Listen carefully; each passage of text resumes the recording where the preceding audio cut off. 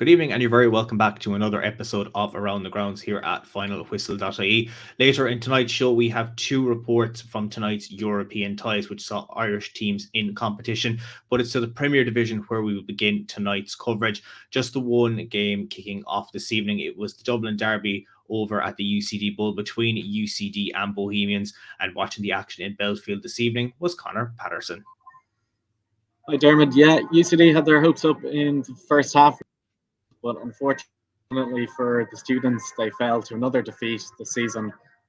Again, we'll stick at the bottom of the table of the Premier Division, despite a spirited effort and a very good first half. Bows managed to come from a goal behind to get all 3 points here. So they'll remain in sixth place in the Premier Division, close the gap on fifth place Sligo Rovers for that midfield battle. It was the UCD who had the stronger start. Bows sat back and UCD controlled much of the possession, had some early chances, which they might rue now at this stage. Michael Gallagher just lacked a bit of composure when he got the ball, found himself bursting through at the back post, but scuffed the shot, and it was an easy save for Ty Ryan and Bow's goal. Resulting corner gave another chance for UCD. Sam Todd rose highest at the back post, and his header just narrowly kept off the line from Ty Ryan. An excellent save from the Bow's goalkeeper. Minutes later, Thomas Lonergan was true on goal after a bit of a defensive mix-up from Bowes and a few mistakes.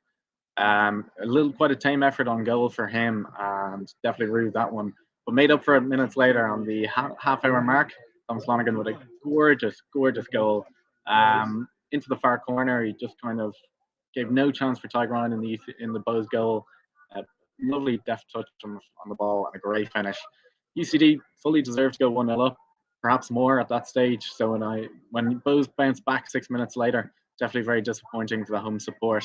It was a long-range effort from Jordan Flores that got the equaliser for Bohemians. About 25 yards out, long-range shot. Looked like an easy one for Keane Moore to deal with. He spilled the effort, was maybe blocked by a lot of UCD and Bowes players in the way. The ball just spilled out of his hand and into the UCD net, much to the disappointment of the UCD fans.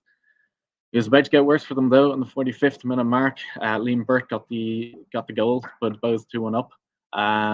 There was a lot of kind of crosses into the box in UCD, and ball eventually fell to Promise on the edge, just inside the box. His shot was blocked, and the ball just sat up perfectly for Liam Burt to header home from about 6 yards out.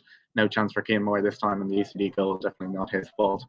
After the break, Bowes managed to work the game very well, kept possession, frustrated UCD, who really struggled to get into the game. Very few chances for either side.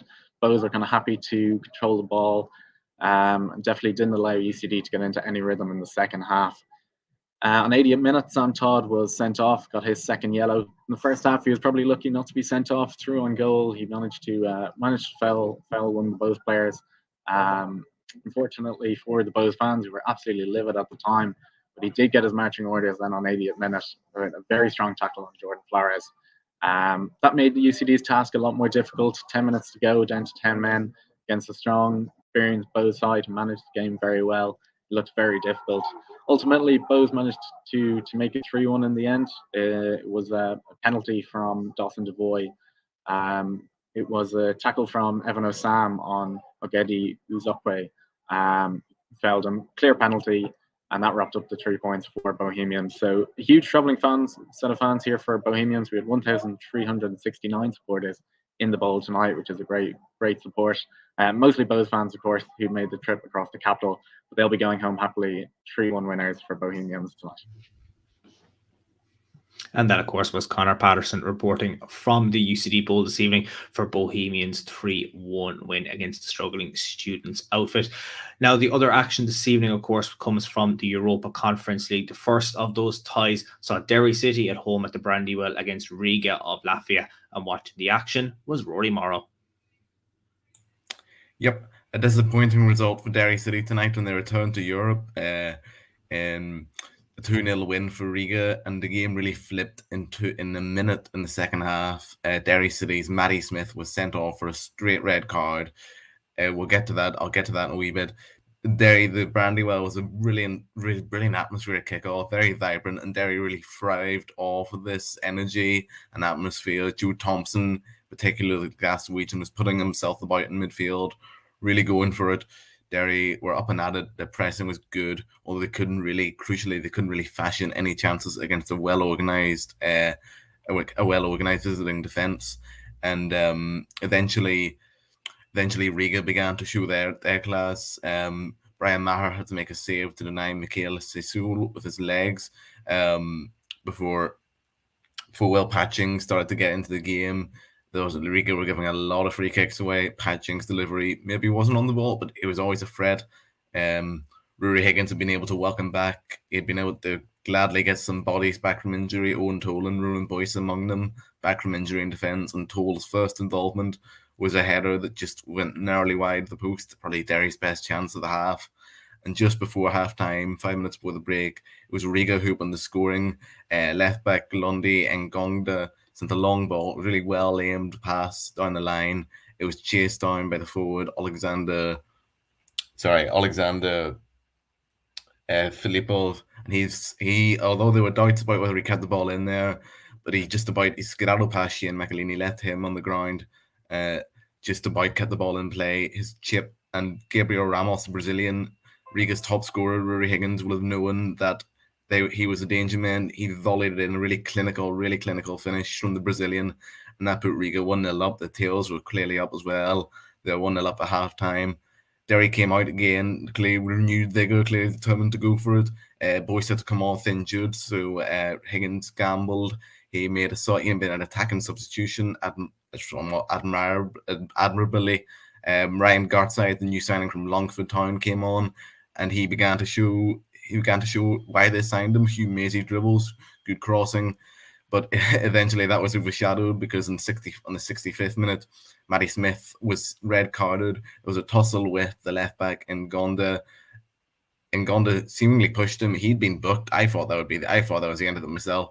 And then Matty Smith being shown a red card. Clearly, the linesman, we believe, had seen Smith shove him using his arms, which is a red card offence in Europe. And Smith harshly, I thought, straight red card, changed the game. 4 minutes later, Ariel skipped away down the left, really mazy run, really showing his class. He was a youngster of Sporting Lisbon, so clearly a classy player.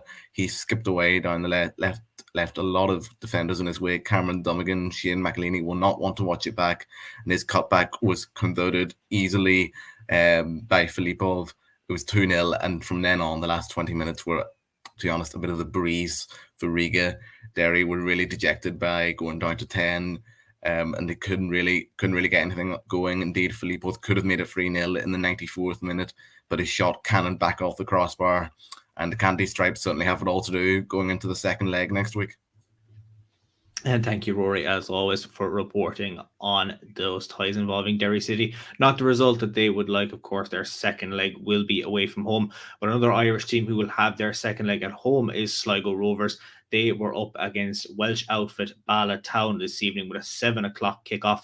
And just after full time, our reporter, Conal Collier, was able to bring you this report. Yeah, Sligo Rovers got the job done here. The game in England between an Irish team and a team from Wales, it finished 2-1 for Sligo Rovers, but it didn't start too well for them. They were a goal down inside a couple of minutes, but they worked their way back into the game. But then they made things more difficult for themselves towards the end with a red card. But just to go through the details, both teams went into this game looking for a first Europa Conference League win. Bala lost to Larne last season, while of course Sligo Rovers lost to FH of Iceland. And it was Bala that started best with an early goal from Lasala Mendez when he rifled home from inside the penalty area. It was a frantic first half with Aidan Keena going close for Rovers in the 15th minute, and then he equalised in the 30th minute with a superb finish. But soon after that, Ed McGinty produced a super save to deny Bala the lead as the action flowed from end to end. But Sligo were 1-0 ahead at the interval. And then into the second half, referee Jason Bartolomeo from Gibraltar, he certainly let the game flow. Sorry about that. This is all over the place here, this phone, but we'll try and keep going with it. As I was saying, the referee let the game flow, and it was Sligo that burst from the traps with Max Mata finishing to the net after his initial shot was saved for a corner. Midway through the half, Sligo brought new signing Frank Lavek on, and it was close to a third from Aidan Keena. Bala came more into the game and almost equalised in the 30th minute, and then they were handed a lifeline when there was a red card for Nando Pinnaker in the 34th minute for a professional foul that really came about because Sligo were a bit messing a bit at the back and it was poor defending. And then they lost Mata through injury. He took a heavy ball to the head.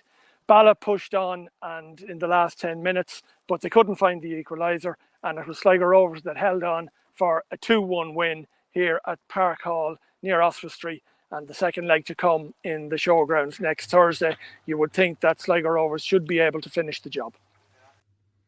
And that, of course, was Connell's match report just after the final whistle blew in Shropshire this evening. We'll take a look at the results from the 3 games this evening, starting, of course, with the Europa Conference League ties. And it was Max Mata's second half strike, which saw Sligo Rovers pick up a 2-1 win against Ballatown, a big result that they can take in to the showgrounds next week, while Derry City fell to a 2-0 home defeat, not the result that they would be looking forward to for the second round tie.